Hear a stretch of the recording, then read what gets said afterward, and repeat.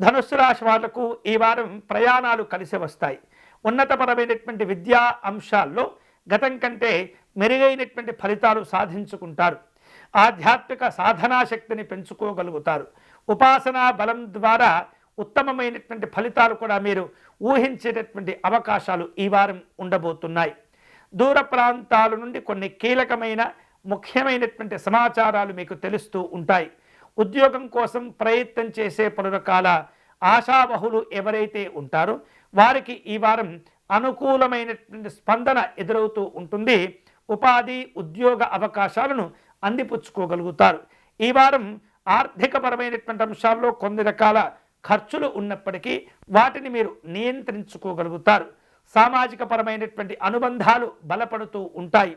ఉన్నతాధికారులతో కీలకమైనటువంటి సమావేశాలను మీరు నిర్వహించుకోగలుగుతారు. ఈ వారం ఈ ధనుస్సు రాశి వారు కుటుంబ సభ్యులతో కలిసి పలు రకాల పుణ్యక్షేత్రాలను దర్శనం చేసుకునే అవకాశాలు ఉండబోతున్నాయి. ముఖ్యమైనటువంటి విషయాల్లో జ్ఞానాన్ని పెంచుకునేటటువంటి ప్రయత్నం చేస్తూ ఉండాలి. కీలకమైనటువంటి నిర్ణయాలు తీసుకునే సందర్భంలో అలాంటి విషయాలను చాలా లోతుగా క్షుణ్ణంగా పరిశీలన చేయవలసినటువంటి అవసరాలు కూడా ఏర్పడుతూ ఉంటాయి. అలాగే శక్తికి మించినటువంటి హామీలు ఇవ్వటం, తొందరపడి నిర్ణయాలు తీసుకోవటం ఈ వారం మంచిది కాదు.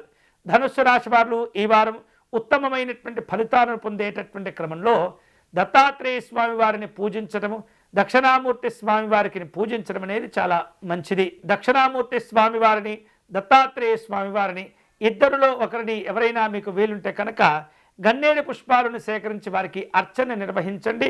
గురువులను దర్శనం చేసుకోండి. గురుపాదికా స్తోత్రమును పారాయణం చేయండి.